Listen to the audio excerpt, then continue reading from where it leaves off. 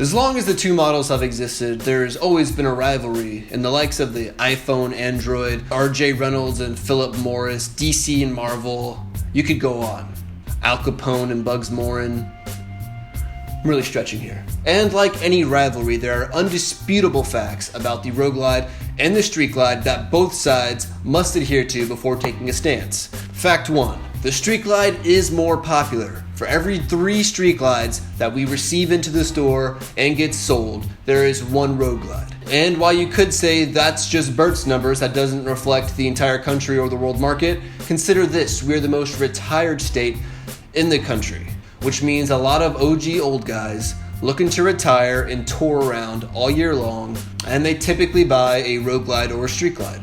The West Coast has cool young guys on dynas, popping wheelies, and the East Coast has, well, baggers. Fact 2. Road Glides take pride in fact 1.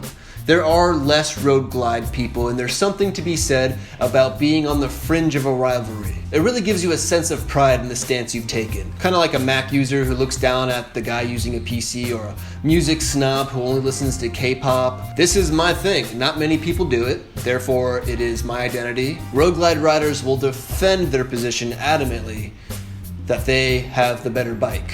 The third fact is they are essentially the same exact bike.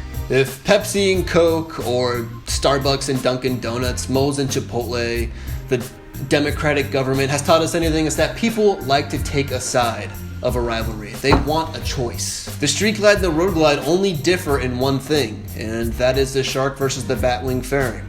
The Road Glide having a fixed fairing, and the Street Glide having a fairing that is built into the handlebars.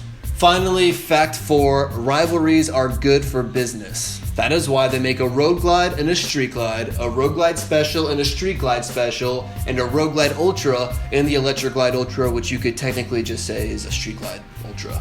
This rivalry transcends 3 layers of models, and we can provide you with anyone you want. And this isn't a cynical plan to sell under some subliminal pulling the wool over the eyes of the consumer conspiracy. In fact, more bikes have been discontinued because they didn't resonate enough with the consumer to even make it to the rivalry status. A perfect example being the Rocker. As the chopper scene was skyrocketing in the early 2000s with West Coast choppers and Paul Sr. building bikes and getting their own TV shows with father and son rivalries.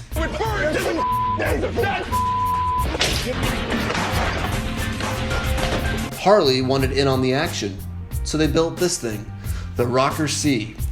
Only problem, it was 2008, and the chopper scene was on its way out, and people couldn't really stand how unbearably uncomfortable the Rocker C was. It had a swing arm rear fender, and like most choppers, it caused a lot of fatigue. It was almost like people wanted a chopper, but they didn't want to deal with how uncomfortable a chopper was. And the model only lasted a few years. The Street Glide and the Road Glide have not had that misfortune. It's been a very popular model with a rivalry amongst itself. If nothing else, the Street Glide Road Glide rivalry has kept 2 very well-built models relevant enough to sustain sales year after year, and hopefully for years to come. With that said, we have received a 2019 Road Glide Ultra. It's basically a third of a car, weighing in at just under 1,000 pounds, well over with passengers. And it's built with all the bells and whistles to take you from Florida to Alaska very comfortably. Now, the Road Glide Ultra is made for the guy who's ready to retire and tour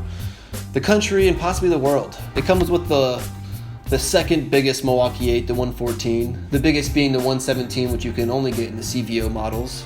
New colors this year being the Twisted Cherry, the Midnight Blue and Barracuda Silver, and then the Wicked Red with the Barracuda Silver, Scorched Orange and Black Denim.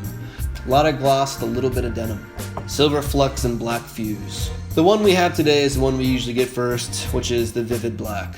If you haven't seen it in the Sportster 40, the shop's right behind me. Every time they start up a bike, I gotta stop. I can take this time to thank Shade Tree. If you haven't, go check out his channel. I met him 3 times, and the reason why I know I met him 3 times is, let me just pull up a little camera. Every time he comes and visits, he always leaves me a nice present in the form of an empty energy drink. Share it with somebody, and don't forget to hit that subscribe button. Super nice guy. He did a video on the FXDR. Anyway, we're gonna go pull this bike from the showroom. Hopefully it doesn't rain, and take it out for a test ride.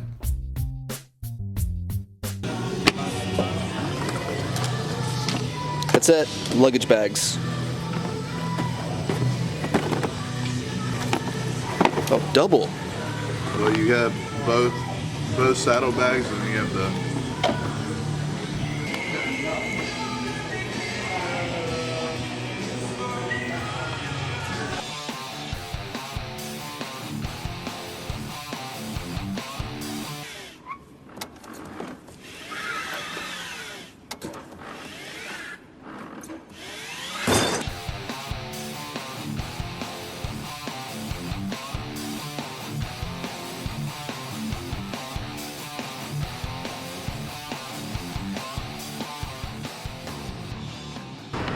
If you have a passenger, this is basically a lazy boy in the back seat, very comfortable with their own speakers, and I believe they have their own headphone jack back here.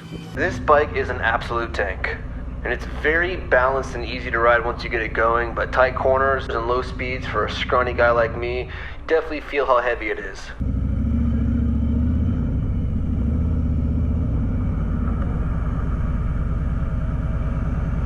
Now, in case my bias slipped through during the whole rivalry scene of this video, I am a Street Glide rider. I own a 2013 Street Glide, and there was some deliberation before I chose the Street Glide. I rode both the Street Glide and the Road Glide back in 2014 when I bought my Street Glide to decide which one I was a part of. I have my GoPro pointed down at the center console to show you exactly why I chose Street Glide. The Road Glide center console is pushed, I would say, 4 or 5 inches more forward than the Street Glide is, and while this is only a minor thing, it really bothered me that I had to stretch my arm out to mess with the thing, even though you're really not supposed to mess with it while you're riding. People do, let's not act like we're all saints here. If you're messing with GPS, if you're trying to change your music, and some of the older models, if you're flipping through CDs, with the Road Glide, you should really just stop the bike, put the kickstand down, because you're really reaching, and I have a pretty far reach. I'm 6'2" with very lanky arms, and it's a stretch even for me. And yes, this is a very nitpicky sort of little thing to complain about, but it's one of those little things that is easily remedied. There's another identical model called the Street Glide, and you don't have this problem with that bike. It does battle the wind better than the Street Glide does, especially if you have an aftermarket windshield, maybe 3 or 4 inches above, and shoots the air straight over your head. Your passenger will get it though. He or she will take the brunt of all the wind that is avoiding you and going straight to them. If you want to learn more about the infotainment system, I have a link in the description leading to a video comparing the 2018 to the 2019 infotainment system. Overall, one of the 2 choices for all your touring needs, especially if you're a fan of the shark nose fairing. That's all I got for you guys today. I'll see you next time.